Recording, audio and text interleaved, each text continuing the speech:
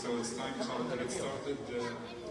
On behalf of the WCMA Board of Trustees, we welcome our center to try to give us this very important lecture. We encourage everybody, inshallah, to focus, stay focused, and learn. We appreciate their time coming to us to teach us about this safety, and we will all very thankful for their time. Thank you so much. Assalamu alaikum. I just want to stress what Brother Muhammad just said. We would like to welcome you first of all, and we would like to welcome our guests, Commander James and Lieutenant Tom. Actually, they have a long experience in the law enforcement, and they're here to give us some of the knowledge, I guess, that might help us during the month of Ramadan and then after. So please pay attention. If you have any questions to engage with them, that they'll be happy to. Thank you all for being here, and I will give the floor for you. Just first off, I just want to introduce myself. I'm a retired commander from the Cleveland Division of Police. I have 36 years in the department. I spent my first 7 years in the Zone Guard. I went to narcotics. From narcotics, I went to a multi-agency task force. I worked under the auspice of the U.S. Attorney's Office. From there, I ended up doing internal affairs for about 13 years. And while I was in internal affairs, I didn't make a lot of friends because I put a few policemen in prison. After that, I was assigned as the traffic commissioner. So everything big that happened in the city of Cleveland, I was involved in. With the special events and the safety and security, with issues such as the RNC, the championship games with the Cavaliers, the World Series, Major League Baseball, all of the major sporting events. I also spent some time assigned to the intelligence unit, and during that time I worked closely with my friend who retired also, Tom Doyle. And Tom can give you a bit of his background. My name is Tom Doyle. I worked 39 years in law enforcement in the city of Eastlake and Lake County. At that time, though, I was assigned to different departments because of incidents that occurred. I hate to start off correcting Jim, but I'm going to. He said he worked at Internal Affairs and put policemen in jail. The fact of the matter is actually put criminals in jail who happen to have badges, that's all. So I correct him on that. I said 39 years. After 5 years of working patrol, I became a detective, and I worked at a detective bureau the entire time from the 34 years. I worked several years at Shaker Heights on a series of murder cases. I worked on auto theft task forces, and then the last 10 years of my career, I worked on state and federal task forces investigating organized crime and drugs and biker gangs. Because our department valued education, I was fortunate to go to college while I was working. Get a bachelor's and a master's degree, and I taught college part-time from 1988 till just last year. And that's how I met Yasir Hamdallah, and that's how we got invited here, because I've maintained a relationship with him for more than 25 years. And this gentleman that just came in and sat between us, I am in great admiration of him. I didn't know of him until we received the invitation to come here and speak. At that time, we said yes because I just feel so warmly towards Yasir, and I would do whatever he asked, as long as it wasn't illegal. He never asked that. But we reached out to Westlake, and that's when we learned about Lieutenant Dancy and the assessment he did of the mosque here. I cannot speak more highly of him. I learned of his background in the last week or so, and I also see the assessment he did, and it's just an excellent, excellent document. I made some notes concerning it. Excellent, complete, all-encompassing. And then we'll speak more of that in a little bit. The idea of security, I think, is very important, and I'll tell you why. In the last couple of days, I went on the computer and looked up FBI statistics on attacks on houses of worship in the United States and Ohio, and in Ohio. From 2000 to 2016, there were 1,652 incidents, resulting in 155 deaths and 742 injuries. That's in the United States. That's aggravated robberies, aggravated assaults, shootings, stabbings, and bombings in houses of worship. Active shooters, it's people who just come in with guns. 333 incidents between 2000 and 2019. 2,851 casualties, of which 1,023 are deaths. Interestingly, in the entire nation, Ohio is number 5. We have the 5th highest.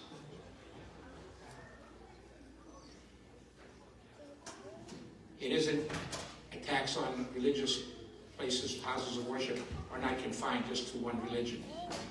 Actually, across the country, Christians, Catholics, Hindus, Buddhists, mosques, Jewish temples, everything, even Sikhs, have been subjected to violence.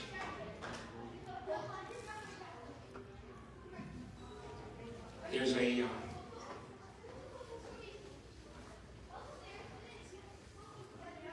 predominantly, it's 3 minorities that are the victims of most assaults, attacks on houses of worship.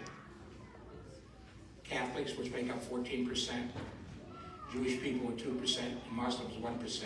That 17% account for more than 50% of the attacks on houses of worship.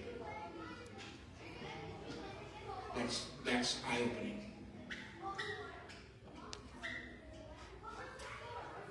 It sounds like an awful lot, and actually those are just murders.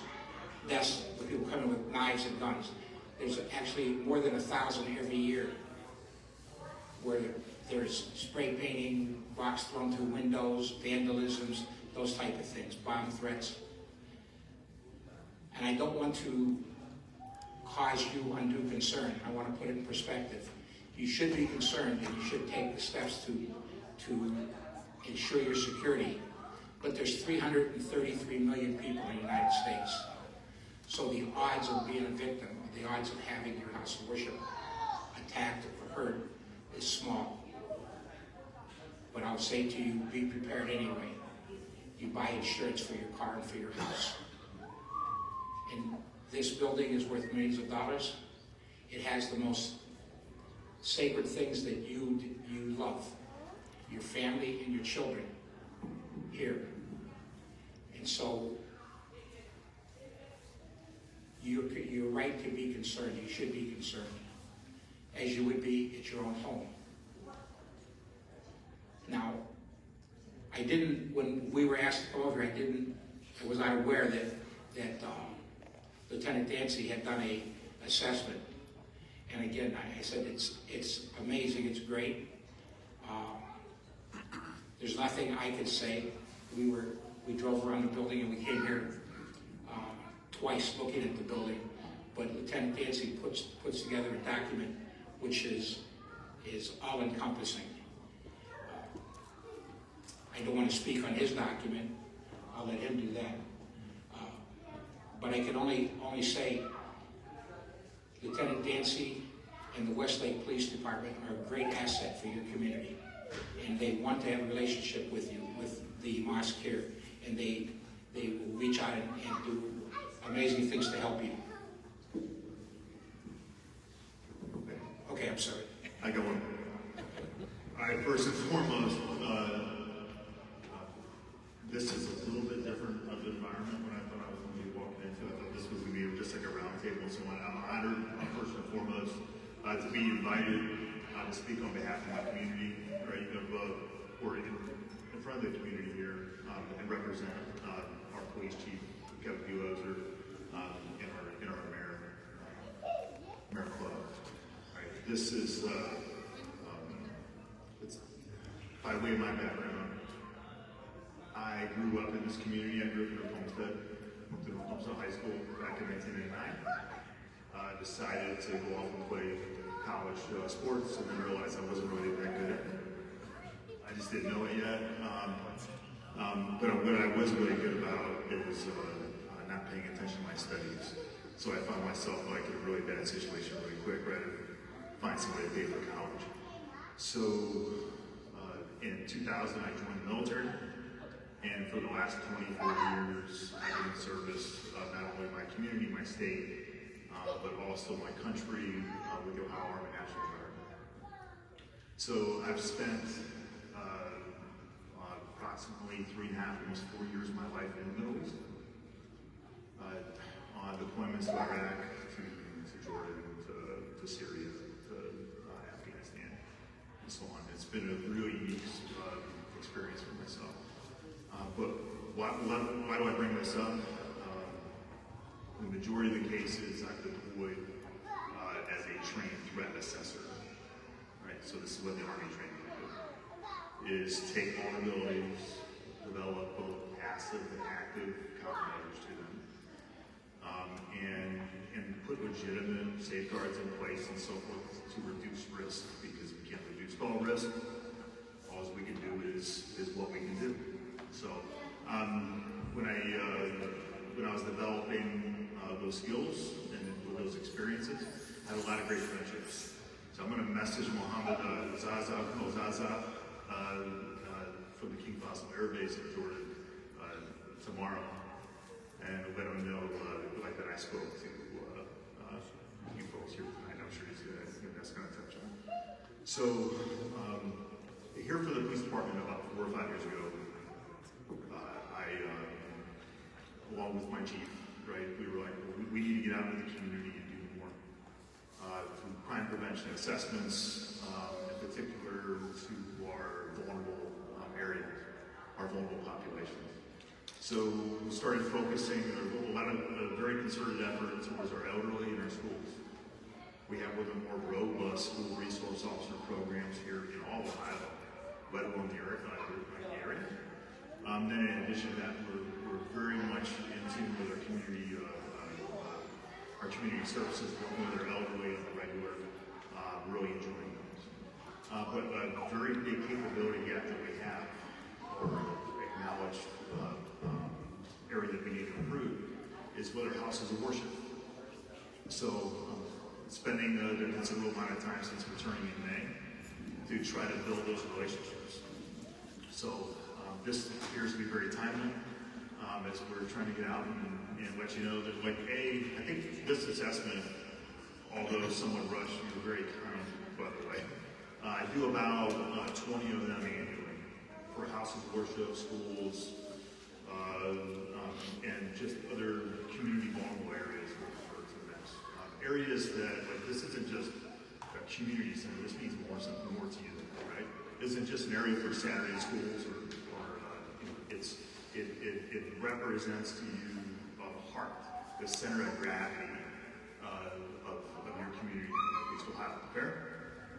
But because of that, it's potential. It's a unknown adversary. See it as just that as well, right? And it becomes a statement, right? Just as City Hall would be. So City Hall is, we could, if City Hall is attacked in some way, we can find an alternate location. It's on short term, but the impact that it has on the community is what? That's City Hall. The same thing with the police department. Like out in Portland, when the police departments were being attacked, that meant something more than just brick or mortar, right? And that's just a key thing to get at. So, over the last few years, I've been successful in acquiring roughly about 500,000 hours worth of grants that aid in improvements to houses of worship. Very, very proud of that. So that's kind of how this all started, saying like, yeah, there may be some things here that we may talk tonight about, but we may not. Really, the improvements and so on, it's kind of a choose your own adventure. Let's see if we can find those funds, right? Let's see if it's realistic now for it's a bridge too far, right? And ultimately, I'll say this to your team here, that any improvement that's recommended is just recommendations. If it changes who you are and what this means to you and your community, it becomes, it applies barriers, so to speak, of fellowship, right? Of the essence of what this community center does, then you just don't do it. What you do is some other passive measure, some other measure, or you just accept the risk, right? So, although this may be a little encompassing, we're pointing some things out, right? It's more or less to give you options in the event those federal grants and stuff come around again, or funding becomes available. You can choose a la carte what you like to fix, and so we just kind of point you in the right way. That's all it is. So I hope you see that if you get an opportunity to kind of see what I was pointing out and stuff like that. So assessments, we start concentrically from the outside of the building, area, neighborhoods more away, right? Day and nighttime conditions. This is a 24-hour operation. It's very unique. That's something also by way of house of worship makes this place very unique. 24/7 style community center / faith center, right? It's pretty cool. So we make our way all the way up both in the day and nighttime conditions, right? I have assessments also of the property at night. We assess lighting, we assess everything from landscaping, natural light, and so on, and then really just walks all the way down through a number of different things that you may or may not consider, and then that leads to the assessment. So I want to say once again, thank you. Very, very kind words on the assessment, and I'm honored to be here. I know I'm going to get to some Q&A, or I don't know what the format is and so on, right? But I feel privileged and honored to be here and so on, and answer any questions and build that relationship with you. I just wanted to say, as Tom said before, nobody wants to make anyone paranoid or terrified to come here. What this is all about is just being cognizant of the fact that it could, and taking some common sense steps in case you see things. Again, one of the reasons we wanted to make sure that Westlake was here is I'm a big advocate of it. When I was on the job and I did all of those special events downtown and stuff, if you see something, call the police. Westlake would definitely rather come here and find out it's nothing than to find out later it was something. And I think that that's an important point for you guys. You got a really good partner here in Westlake. And I worked with Dancy downtown before in his role with the National Guard. I'm going to tell you, he's a very effective and a very skilled leader and very knowledgeable about these things. And again, I want to go back to that there's some little things that you guys can do. Just be aware. Just be aware. If you pull into your parking lot and you see a car sitting there, and there's ordinarily not a car sitting there and some guy sitting in it, call the police. These are little things. These are common sense things. Some of the other common sense things that we've talked about is, and he makes some of these recommendations already. You need to develop a security plan, an operation plan, how this place works. You need to develop a definitive liaison between your community and Westlake. You need to do, those are things that you need to do. I understand already that you guys use some Westlake officers to do traffic control. That's a wonderful thing. It gives you high visibility. And you can't replace high visibility. High visibility is always an asset. And again, focus on, some common sense things. Again, if you see that car parked there and it doesn't belong there, make the call. And he talked about the exterior of the building, landscaping and stuff like that. Eliminate the places where things could be hidden or people could hide. I understand we discussed in a previous meeting before this, we discussed the code you have for entry, and that sometimes people can be traveling through and have that access code. And one of the things that we discussed in that meeting was that there's a possibility that you could change it monthly for the people who are transit. So we cut down the number of people that have access just by word of mouth. And that these are people who have access because they've spoken to you and gotten their clearance from you. But I think the two biggest things you have to work on is a plan, and you have to work on who's going to be your liaison, who's going to be your security officer from the community, and going to be your liaison with Westlake.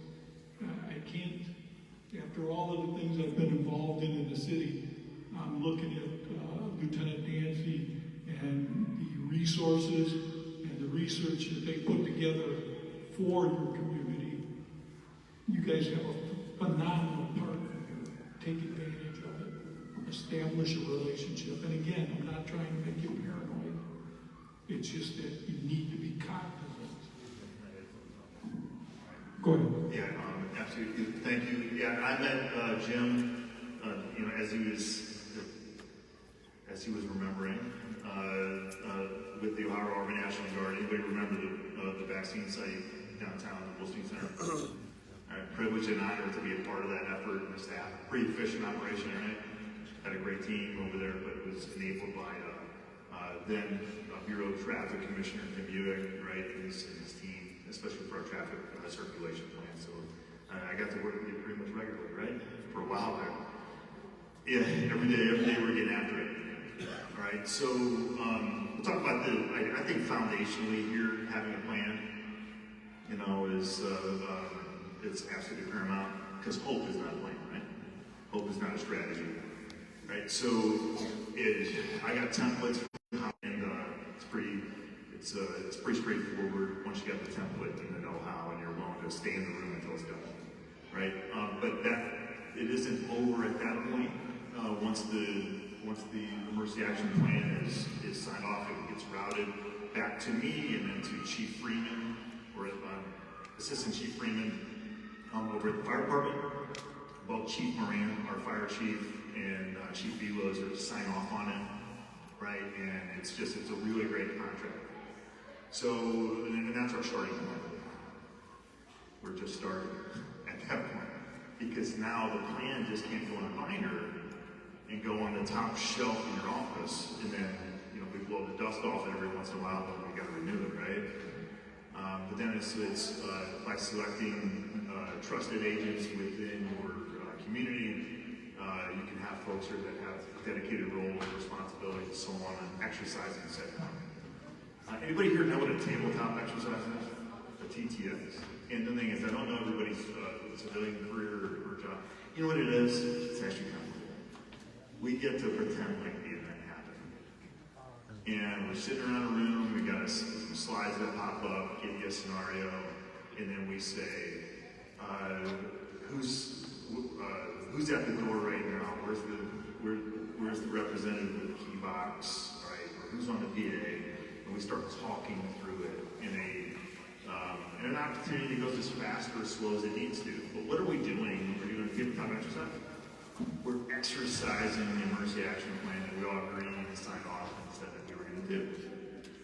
But you know what the best part about a tabletop exercise, or any exercise in general, is that we get to figure out if our emergency action plan is valid, if it's even achievable, right? If it's feasible. So another benefit about a tabletop exercise is it doesn't have to take over the place. It can be in a room, it can be like on station where I'm at, we invite you guys and gals. So but to do a full-scale exercise, sometimes that can be pretty invasive to your facility. People can have a lot of questions, right? Why are all these folks around, who are these cops and firemen here? I just thought that was important to note here because we did talk about, yes, when I did the assessment, nothing in writing we're not going to do. Right? And that's not uncommon. It's not uncommon. It really isn't. So that's a starting point where we're at. Right? So as soon as, and I think I made that point clear of why it's important to start there. I just want to make sure it's clear. Most organizations that initiate these types of relationships with the local public safety are really just asking for help, and we do that with help. So go ahead, Jim. Again, it's like the fire insurance. I have fire insurance on my home. I've never had to use it, but I'm not canceling it. So, you may never have to use these plans, but there's no reason not to have them. Absolutely, it's just an insurance. It's to give you some forethought. The tabletop exercises that we talked about are an excellent learning tool. They force you to think about scenarios. They force you to think about options. And again, a lot of it is just common sense. But the one thing I want to reiterate to you guys again is you have a terrific partner with Westlake PD. And I think, you have any suspicions, any concerns, I think you should stay on people that are going to be your first and your second security contact. Again, I don't know, Tom, do you have any? For all the reasons that were listed. But the plan is the first step. The plan is a document. It's not a static document. It changes over time because events happen that you didn't expect. So you say, wow, we didn't expect that. Let's put that in our plan now. So next time that happens, it's anticipated how we're going to react to it. Also, what's important about that, we talked about the tabletop exercise that Lieutenant Dancy talked about. As you make the procedures, the plan, and you send it to them, what's important is not that somebody emails or texts to Lieutenant Dancy or somebody else. Have coffee. Once a month, get together. Because the plan forces you to meet with them.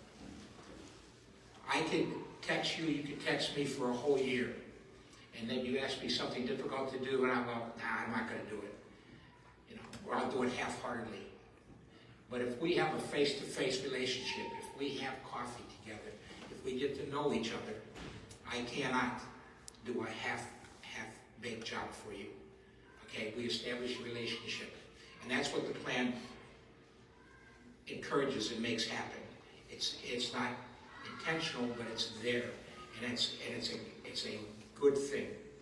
The plan is a great thing, and the plan can be as big or as small as you decide to make it. At one point, I tell this story when I taught in college. When I started in the police department, the procedure book was about that big. It was about 12 pages. We had an airport, we had a river that flooded, we had power plants, we had trains that derailed. We had all kinds of things. Before I left, 3-ring binders would cover almost 2 tables, just a total 2 tables, and it told you what to do for everything. If something happened, a train derailed, you go right to that section and you can find what to do, who to call or contact, where to set up the emergency communication center, who to contact from the county, from the state, and from the feds. The bigger the plan is, though, you have to update it all the time because phone numbers change and people change. So we had yearly updates all the time.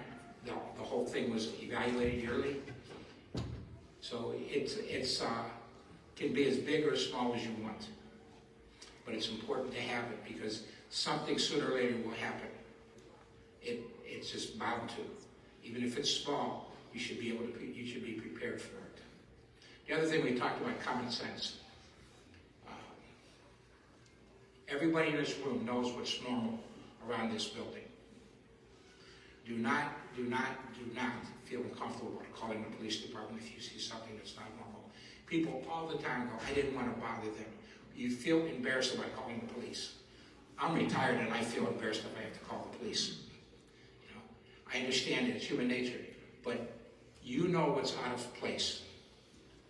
And don't think this is too trivial. You know, if a person is angry for seemingly no reason or for minor reasons, that's not normal. If you talk to a person who's around the building here or something and they don't make eye contact, they seem like they have a blank stare, nervous, talking to themselves. People that are wearing clothes that are inappropriate. We were talking about that on the way over here. Jim talked about an incident. It was summertime in July, and a guy had a 3/4 length leather coat on. It just wasn't appropriate. You see people wearing t-shirts with writings on it that's inappropriate for this location. Individuals loitering for seemingly no reason, not connected at all with the mosque. Call the police.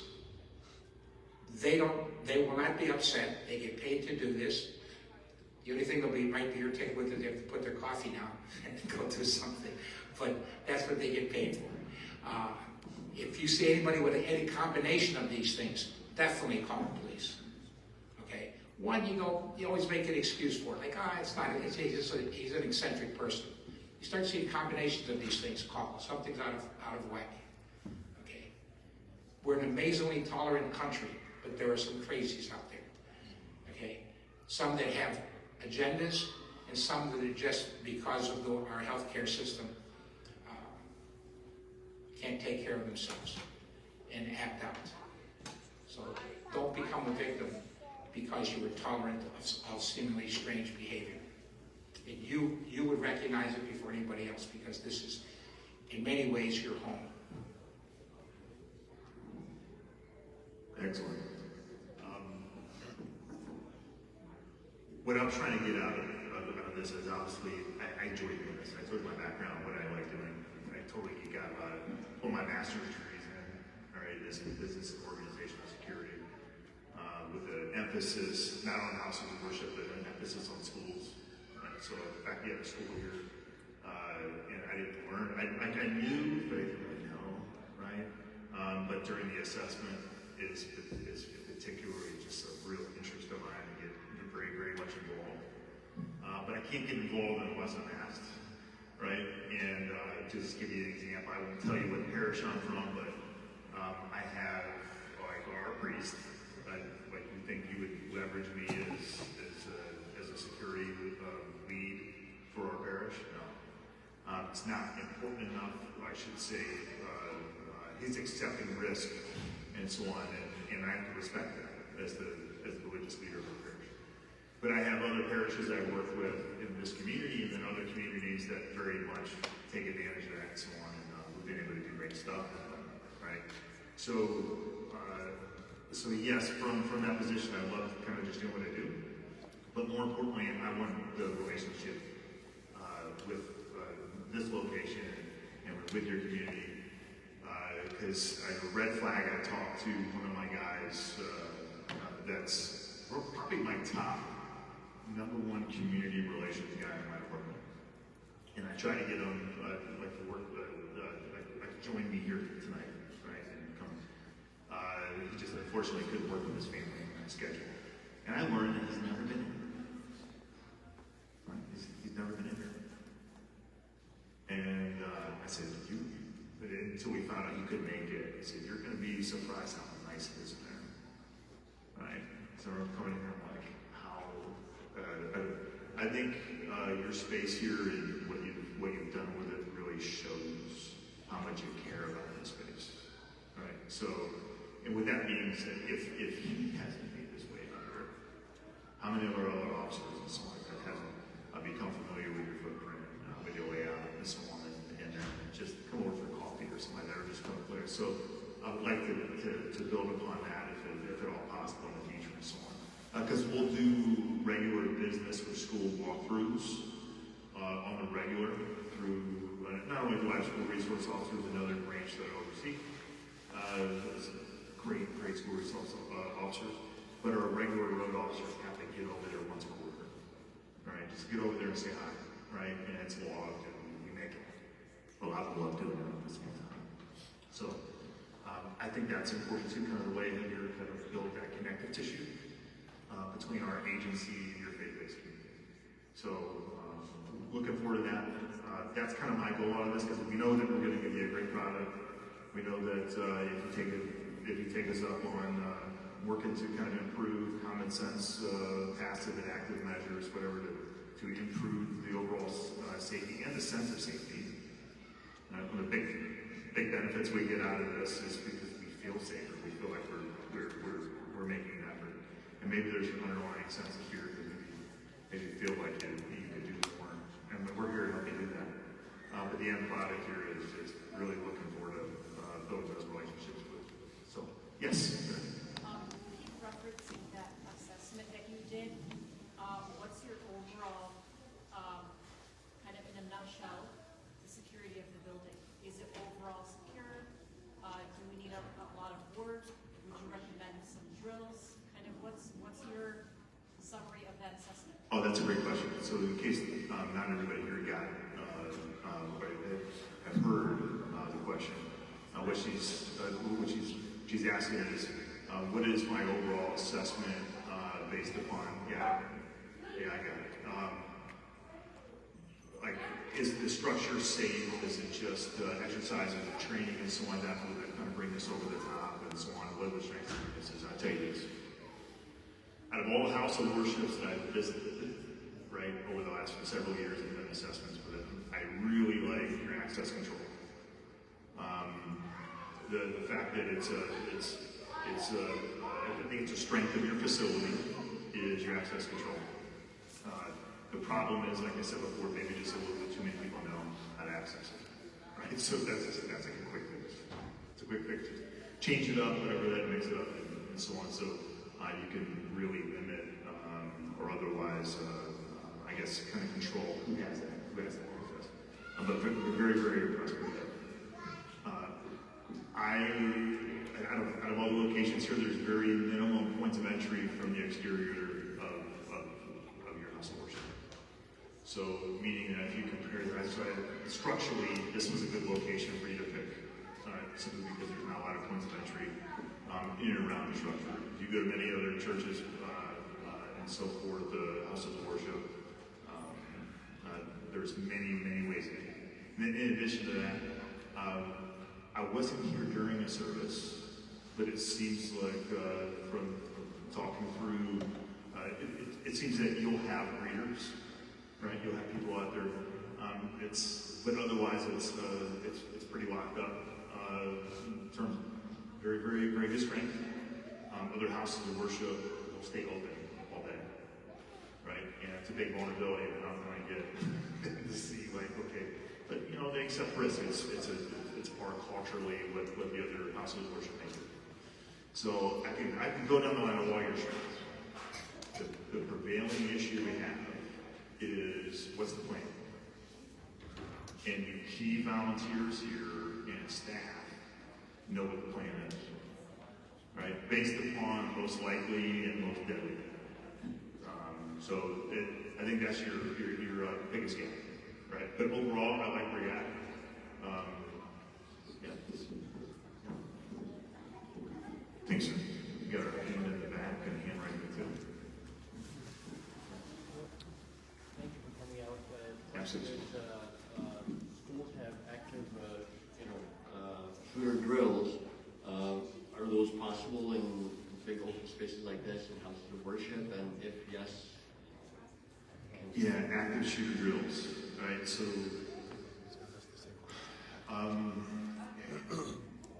I prefer kind of just to kind of see where we're at and kind of plan together, do tabletops and stuff like that. But you say, could this location support it, right? Technically, yes. But this is a very unique thing because it's an area of worship. And to have an exercise here with my role players or simulated anything could otherwise, it would just make you really bad look. Full-scale exercises as well in a school setting, they're being criticized a lot lately because of the psychological effect on children and other staff members. It's just necessary to do the full scale, especially when you're just first starting out. So right now, the state of Ohio has this crawl, walk, run methodology where they start, okay, here do your EAP review, get a sign off on whatever. And then by year 2, you're doing a tabletop exercise, and by year 3, you're doing a full scale, or a simulated scale. A lot of them use in-service training periods where they'll walk them through the motions and someone otherwise check it out. Our school resource officers really have to push it to get to that level of clarity because the reality is, I don't know what the turnover is here and so on, but in the public schools, even some of the private schools and whatever, there could be key volunteers that rotate out within that 3-year cycle. So it's more or less a feel. If we got to EAP review, signed off, and then basically your needs list established, logistics necessary to get to X, Y, Z, and then combine that with some type of way that we're going to pursue funding for it, or accept risk, or come up with some other modification if that's important. Some other risk mitigation, combined with having a tabletop exercise where we kind of know what we know now, or know what we didn't know. I think that's a big win, and I think that's probably where I would recommend you culminate here. I run full-scale exercises every year. I would invite you to come out and see. Like key volunteers, we do that with a few other schools that can't really participate in full-scale. Come out here and see my guys work. Right? Then you get to see that over-the-shoulder, tackle, whatever. Number one, it's going to build confidence because my guys are really, really good. Regardless if you have an action plan or not, my team is really, really good. It's just that they're going to be refined and better and more surgical with the kind of services we provide if they are also aware of the plan. Make sense? Thank you, Lieutenant. For the assessment, it's really not a question, it's just more of a concern. I think this is something that I expressed before to a few of the members that are here. It's really very basic safety measure, which is the front door. I live right across the street. I've lived there for the past 7-8 months, and I would say on a weekly basis, a handful of times, I notice that door is wide open, propped with an orange cone. If not, it's stuck to the little rug outside. I've addressed it to the point where you mentioned something earlier about hope is not a strategy, nor is negligence. It's pretty negligent at this point. What you're describing right now is across like you are not the only business or house of worship or school or anything like that that's going to have some staff members to cut corners, right? So you have to, that's culturally significant in here. Do you have somebody willing to do the unpopular thing and call somebody out on it with dignity and respect, and in a way that they don't feel like they're being like their position diminished in any way, or what they're bought in, right? So the buy-in has to happen here. And I would say probably a product of something like that happens, it's a red flag or maybe an issue. We don't really have a plan, we don't talk about it, we don't rehearse it, we don't train it, right? So you're going to see something like that potentially improve those compliance measures, that organizational citizenship behavior amongst the staff here starts happening when people start getting buy-in, right? And they're not going to get buy-in if we're not having these kind of meetings and putting some stuff out. Does that make sense? But it still happens today. It's behavioral change, that's all there is to it. Yeah. I randomly go up to schools and whatever, we'll go up and say, and we'll walk around, if the door's propped open, I'll go over there and shut it, right? Teacher comes around, I don't know what to tell you. Next one, I'm going to the principal. You know what I mean? Yeah, the truth is, I'm going to answer this bit on this question. Many times it's not the staff or the management of the masjid. Many times it can be the attendees of the masjid, because this is a house of worship. They just figure out, hey, you know what, maybe I just like prop the door open to bring something in, and they leave it. Now it's all of us, it's our responsibility as a whole to make sure. If you see something like that, like the gentleman said, it's common sense. If it doesn't make sense to you, just take care of it, and everyone is allowed to do that, Thank you.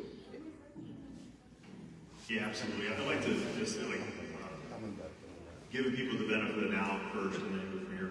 But the unfortunate circumstance is what you're talking about, an open door. So where that happened down in Texas not so long ago, you've all been right? So we're talking about a community here that was significantly impacted by our staff members' places.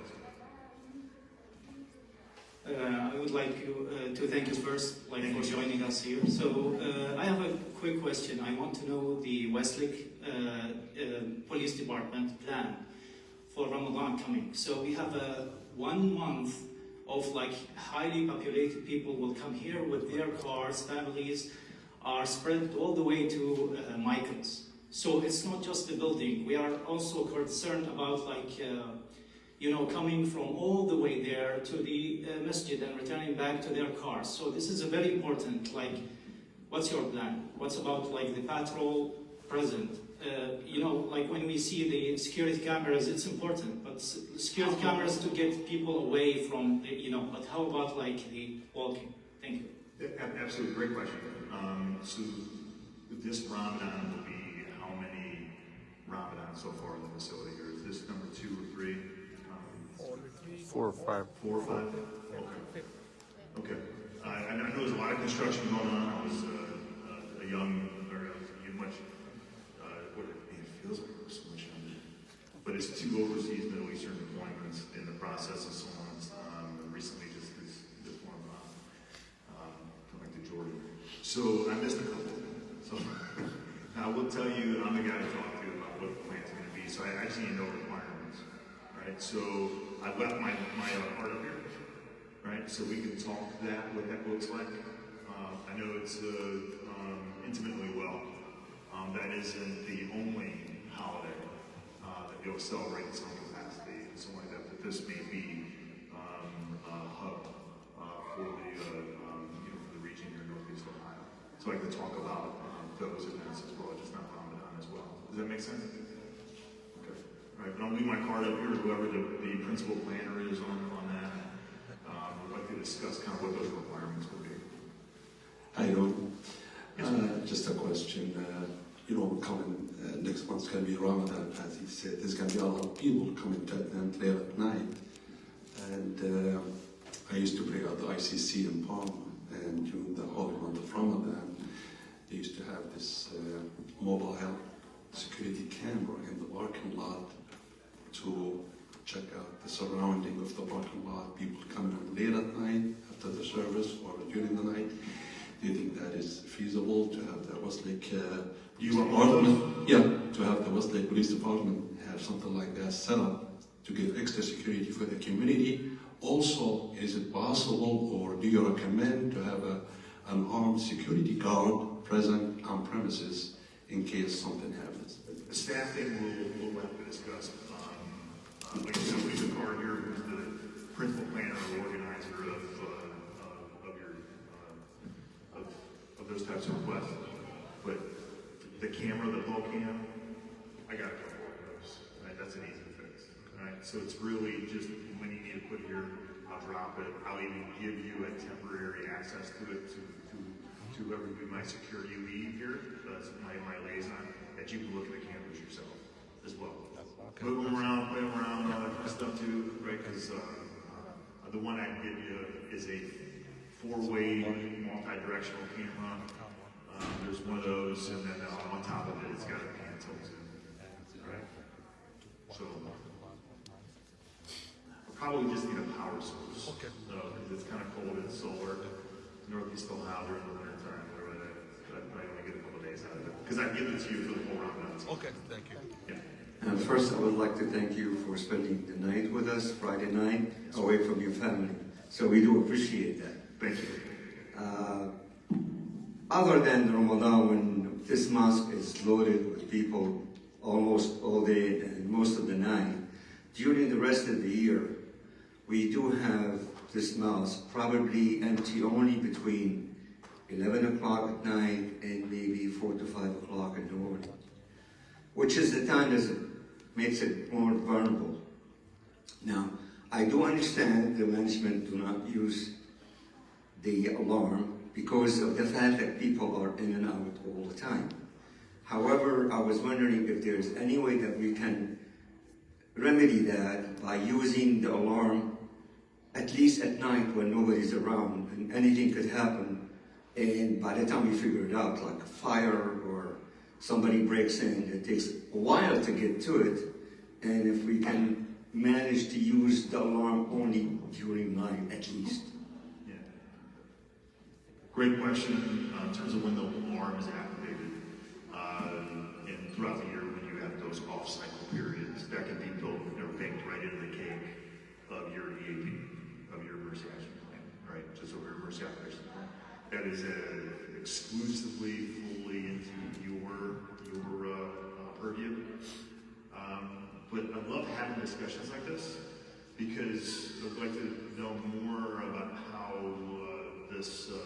how the mouse kind of lives and breathes throughout the year, right? And when these things happen, when you have an off-cycle one, we can do an extra patrol, right? So we can do an extra watch.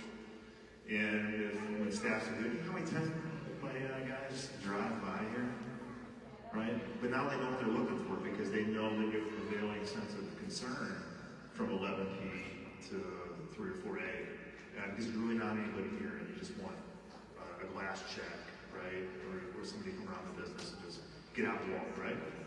So that's like, I'm really looking forward to whoever the security lead's gonna be because we can start talking through that stuff.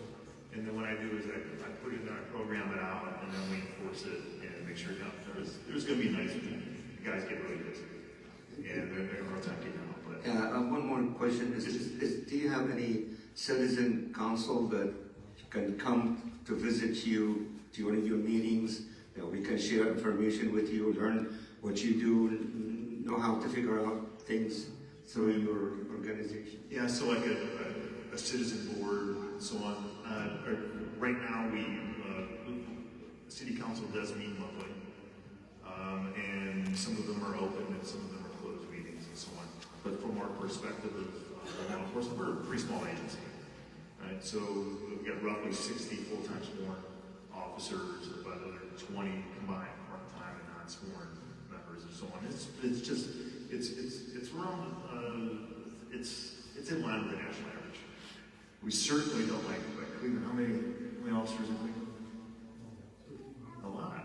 Yeah, 10. Now we're the size of like a smaller district and something like that, and it meets our needs. I think we're task organized pretty well, but certainly not large enough to support all that. Now we do have a number of other community engagement initiatives. So from our Citizens Police Academy, you can come out and take part of that. Anybody know anyone who's attended the Citizen Police Academy? Little things like that, and I think we get a lot of feedback, a lot of good stuff from running programs like that.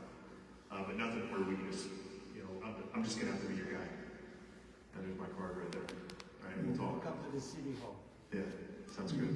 And just to make it a little lighter, as Lieutenant Dancy talked about how many times these guys go by here and don't stop. You know they're going to the donut shop. Next door. Maybe that's good. It's a good way to get it. It's a good thing to be here next door. Yeah, absolutely. Yeah, the questions. We'll just buy a coffee machine. All right, thank you guys for coming again. I got this quick question. So we as the leaders in the masjid, we have a plan to implement a security system to the building through training certain people who comes to the masjid very frequently to be the security guys.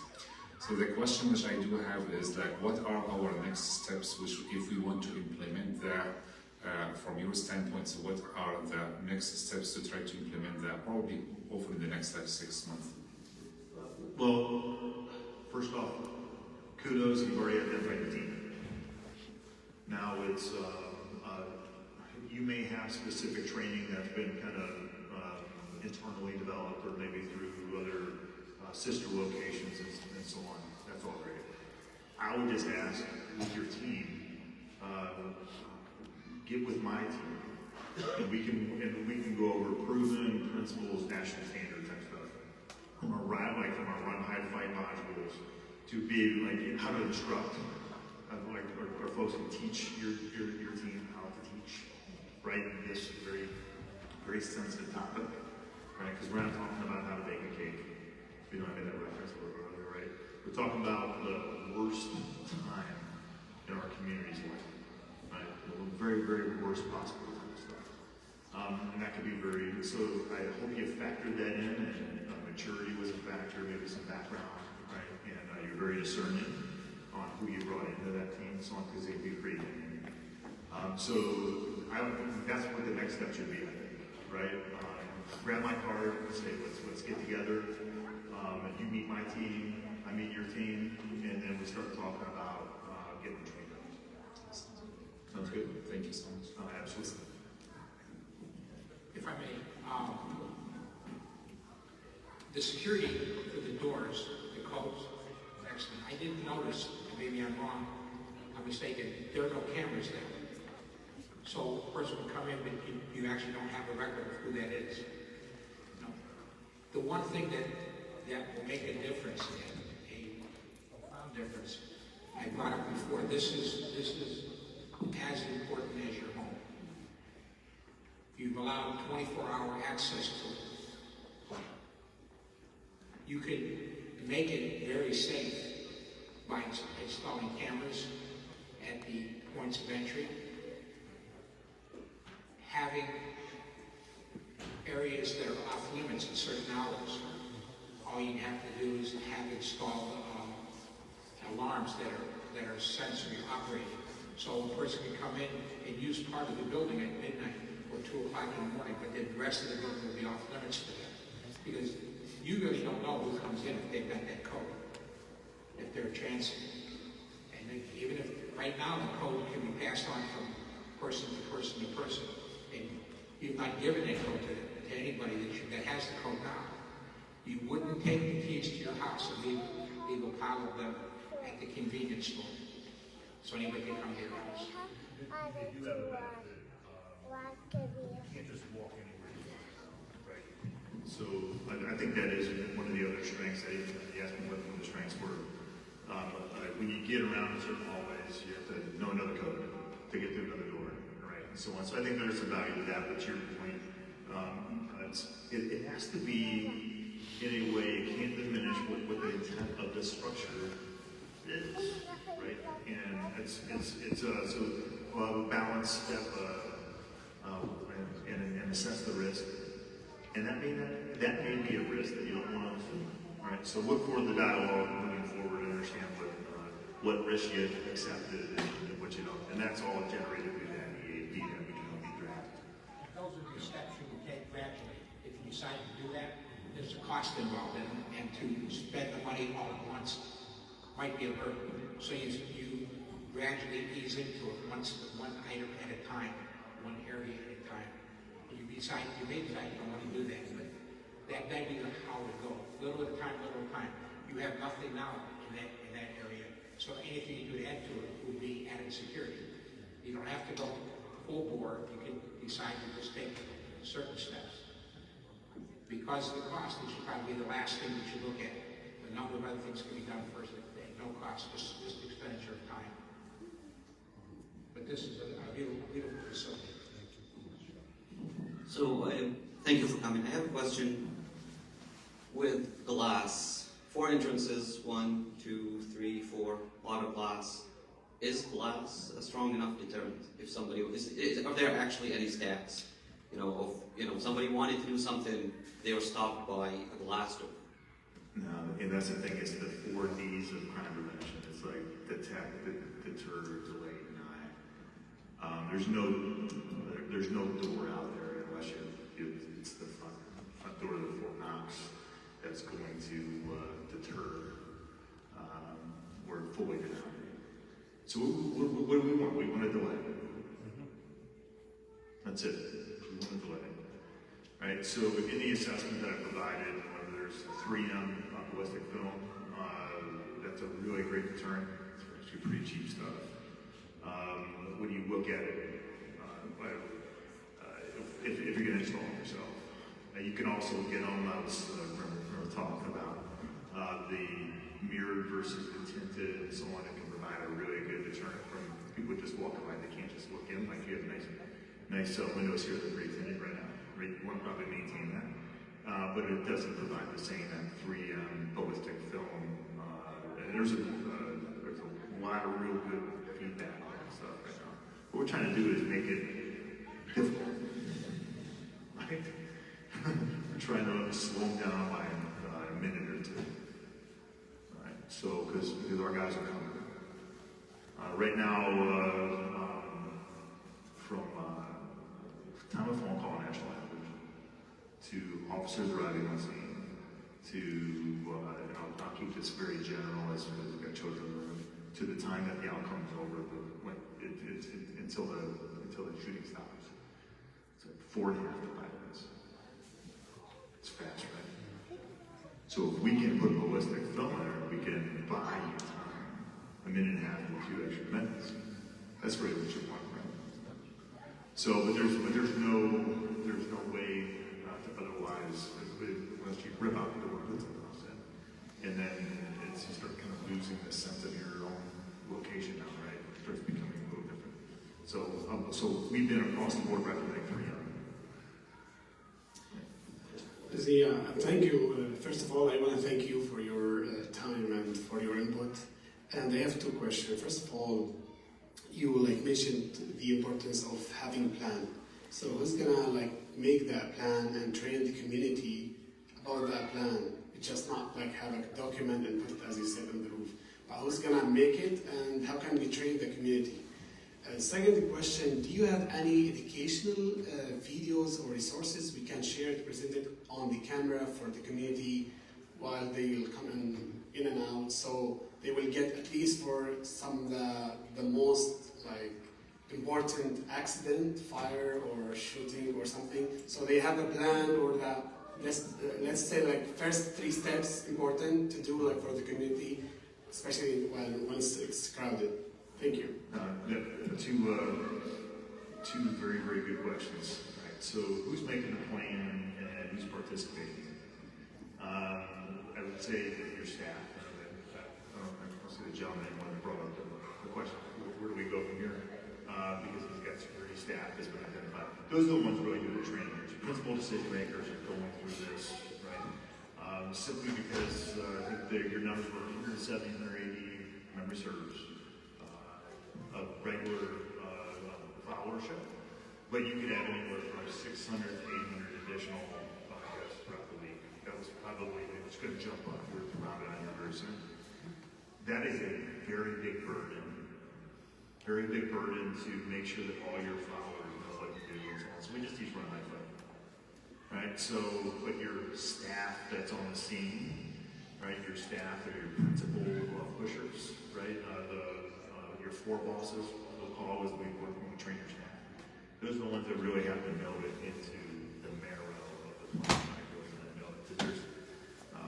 But in terms of, I would use your television there at the entrance, but very much like a slide that says run, high fight, and then can say evacuate, and then basically an image that says where you want them just to get out of here, right? There's no assembly area for a shooter event. For obvious reasons, we're not going to just corral you in a room or whatever like that. Get out, run, knock on a door, be brought into a residence and something like that, far, far away from here. Just keep running until your shoes fall off, right? Right. So I have great products for those that can just talk it, run, high fight, and then those principles, and you can just put that on your marquee. A little bit helpful. But I think if we were ambitious to think that at Westlake High School, that we were going to train every student, plus our staff and other stuff, we'd go for a lot of discipline. I would say the same studies that apply this is the why. Not only logistically it's tough, but the same studies that say it can be psychologically really impactful for the kids to go through something like that with certain staff members. I would say the same thing for other followers even here. They didn't sign up for that. They came here to be closer to God. And the volunteers that stepped forward and said, yes, I'm willing to do this and take on this burden, those are the ones we'll give a little action to. And we'll get them ready for that. I actually have a question. The question is on everyone's mind is, what's common sense to you might not be common sense to me. We're not law enforcement trained and all that. So For example, in case of active shooter, what would you suggest that we should do? You know, should we run? Should we hide? What would we do? Yes, all those things, right? So, and I'm not trying to dismiss with that standard answer. Yes, like run, hide, or fight. I don't know where you're at in the building. I don't know what the stimulus is inside the structure at this point in time. We have three main stimulus that we focus on when we get into a structure: blood, brass bodies that brings us to the shooter. While that's occurring, while you're in the building, you're hiding, right? Or you may be running, or you may be hearing those stimulus getting closer to you inside your closet you're hiding in, or whatever. You say, okay, this is my finest hour. I'm gonna have to fight, right? So I don't know. You could be doing, folks inside the mosque here could be doing variations of that depending on a very rapidly evolving complex event. There isn't like a perfect answer for that. No, there isn't. Where you are, right? Yeah, it could just be where you are, right? At that moment, and so on as obviously it's evolving. So, I think you had a question right behind you over there, sir. Real quick, in the schools, we do the training, we used to do Alice. Yes. So to answer your question, when we talk to little kids, we just say, go opposite of where the danger is. So A was alert. So anyone in the building, if the danger is in the kitchen, then someone has to say the danger is in the kitchen, and then common sense is you run across, the opposite end of the building. So the biggest thing is not to be afraid to say something, yell something. Usually people that intend to hurt are cowardly, so as soon as they hear someone say, the police are on the way, they either take their life or whatever it is. So it's always, it is common sense. So wherever the danger is, someone has to be able to stand up and say the danger is so-and-so, and then everyone else has to kind of make a decision on the spot. So in the schools, we've had the danger be announced by a teacher. Something that I think we should try is to do a PA system that anyone can access anywhere, because then you could just get on the PA system wherever and say, you could just leave the mic and say the danger is upstairs in the musalla, and so the common sense is everyone goes from the front door. So I think informing, if you're in that situation, you have to be able to inform everybody in the building. Absolutely. So she had just brought up an acronym, Alice. Yeah, that's the Alice of the faculty and staff. That's one module, and that's nested with Run, Hide, Fight. Right. So she's absolutely spot on. Yeah. Look forward to working with your team and so on. So you understand these principles as well. Perfect. Thank you for that. Spot on. Yes, sir. Quick question. So I know there are like panic button and maybe apps or something that schools sometimes do. I mean, of course, 911 call can be called and all that, and or the police department can be called, but that can take some time. Depending on the dispatcher and stuff like that on 911. But like the panic button, is there apps for it, or like a few people can have those and have the response time reduced? Yeah, if I'm being honest, there's a product for anything that you like, right? So there's no shortage of that. There's a really good technique, tactic, and procedure, TTP, is when you call even our non-emergency line, right, and they know it's coming from there, we could work out that same, right? Like, hey, look, this is going on. I'm gonna have to shoot or something like that, but just say you have a active aggressor and they're in the lobby and whatever, you don't want to startle them and you're just calling from the phone and so on. We can talk through some methods, right, where it can be somewhat cryptic and where, I'll give you an example. We had a robbery at a pharmacy not so 8-9 years ago. Ended up turning into an officer-involved shooting. It was pretty. And I can't remember exactly what the pharmacist said to our dispatch, but it was obvious that the dispatcher has picked up on something's going on over at the pharmacy right now, right? So this gentleman, termed loosely, had robbed about 6 or 7 pharmacies for prescription drugs within that last 2 weeks, right? So we can talk through kind of what these techniques are. I like low to no cost solutions that are rehearsed and automatic, right? With an engaged team here and then a willing and committed team over at the PD. I think we can save a lot of money. And then when those solutions come around and stuff like that, we know they're really impactful because we've rehearsed through our tabletops, we've gone through this, and we realize that we have no other way to cure. You know, I would just be cognizant of a lot of these things enter into contracts with them and stuff like that. They become, and then you realize that you never really needed it. You just needed to get trained. So. One of the things that will be in your plan, when you present your plan to the police departments, there will be a diagram. I'm going to assume a diagram of this building. So the SWAT team, whoever responds, will have that in hand, and they will have looked at that many times in practice. We made sure that our patrol cars had booklets of the floor plans of all the schools and all the major buildings. So if an officer was going to a active incident at a building, he had it right at his disposal, right there in the front seat of his car. He would know where he's going in that building. He would know where the exits or entryways were. As the dispatcher was describing where the incident was, he'd be looking at it and he would know where I have to go in that building. So that's one of the things that will be included in your plan, and that most people don't realize that that's there with the police department and the officers, SWAT teams have reviewed it before time, enable them to respond quickly. Yeah, and if there's an issue with, because I know you did a lot of remodeling here, so you may not have a current, maybe around one. Our fire department can design our building, you know what I mean? If you don't have an idea where it's at, get a hold of our city and pull up those plans that you submitted when you did your remodeling or when you purchased it originally. We'll figure it out. You know what I mean? So, okay. Any other questions?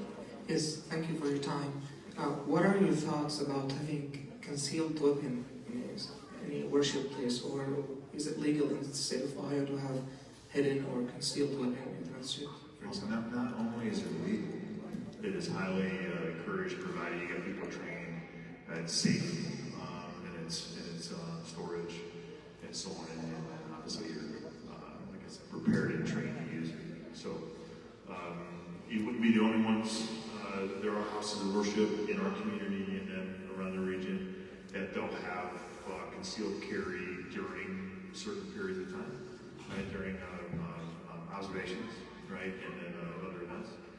So I highly encourage you to do whatever you feel is necessary to have some type of early response. If you go that route, I just want to know. Because we'll coordinate not only our training and our preparedness and stuff like that, and take that into account. Your emergency action plan would have that into account, who you're on both will be. Yeah, no, I think it's great.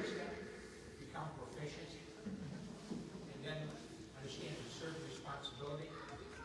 If some unfortunate incident would occur, the police are responding. They get there, do not have that weapon in their hand because they are Hunting. They're scared when they get there themselves. They're looking for danger, and they won't recognize you. They're just looking for a person with a weapon. So, with the weapon comes responsibility. I'm an agreement here. No problem carrying a gun. Just be proficient and know the responsibility you have with it. Should we have signs that prevents guns from turning in, like the signs that usually you find in stores? Would that be helpful? Yeah, I actually saw a sign looking at it. Right, so I think you do have some signs opposed to. And the thing is, what's that sign going to do to a person when they come in here and so on? So there's a saying, it's not to tip my hat on my political climate, but there's a saying that gun-free zones creates a victim zone. Right? so the reality is that there's nothing more dangerous on earth than a mentally disturbed, highly motivated individual with the means and the method to inflict harm on his fellow man. Yes, it's just not happening. Right? We're apex predators, and then the reality is personal means, motive, and opportunity are going to exploit no matter what setting you're in.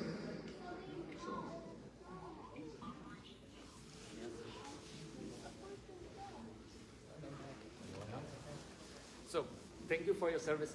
I have a question, like as you know, most of the things happen in our cities on Fridays. Can you provide some kind of support to help us out in that regard? Because I know we have a one officer, police department, can give us any additional help in that regard?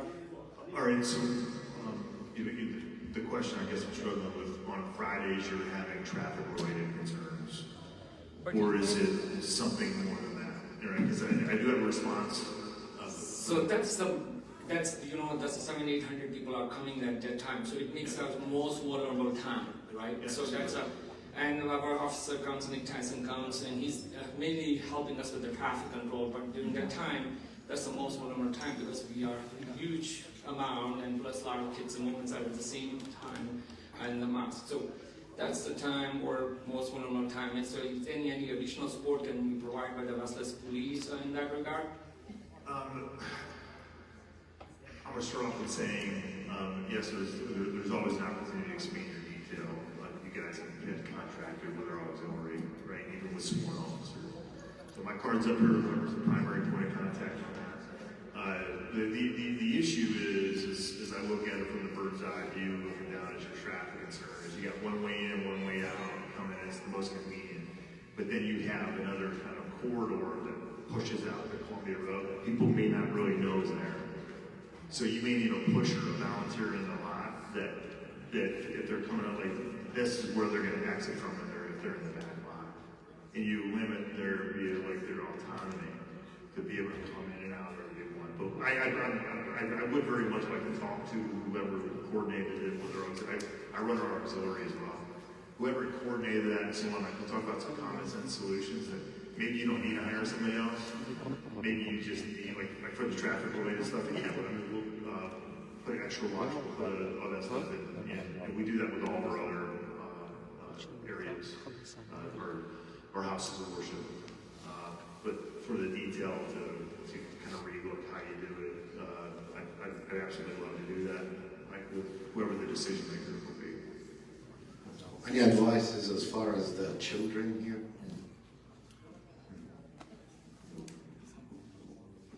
Yeah. And this is just an observation. The service was going on, and there were children walking all around. I would have to imagine in the summertime they're outside. If they're going to be outside, children are going to be outside or walking around, there should be an adult. That's the most vulnerable segment of your population that would hurt the most to lose something from. If somebody was going to do something and they wanted to hurt the people of the mosque here, the children would be the one. And if they were outside, that makes them an easy target. And I have to believe that in the summertime they would be outside. Have an adult with them. That's my idea of that. You want them to come to the mosque, but you want them to be safe also. If they're not going to be actively involved in the worship, have them watch.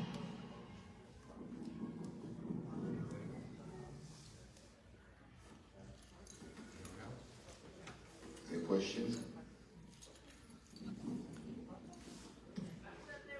No, I mean, I just want to say thank you very much for welcoming us here this evening. I've done a lot of assessments over my career. This is the first time I've breathed back to the community in which that was utilized, and I'm very, very impressed with that. I'm very, very impressed with that everybody spearhead that buy-in and that collective ownership of the problem as it was. I've never seen anything like that, and I've done dozens of these. I think it speaks to just your commitment and your resolve to make sure that that this is the safest place possible for yourself and your family, and for your religious leaders. Thank you. And we really want to thank you for being here, actually taking time away from your families.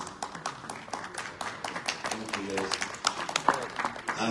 Two more people I want to thank actually who made this come to life actually. Sister Fadia and Brother Yasser Abdullah. He's been working on this he's been like trying to get this done for months now. Alhamdulillah, and alhamdulillah he got you here tonight. Thank you so much for your efforts.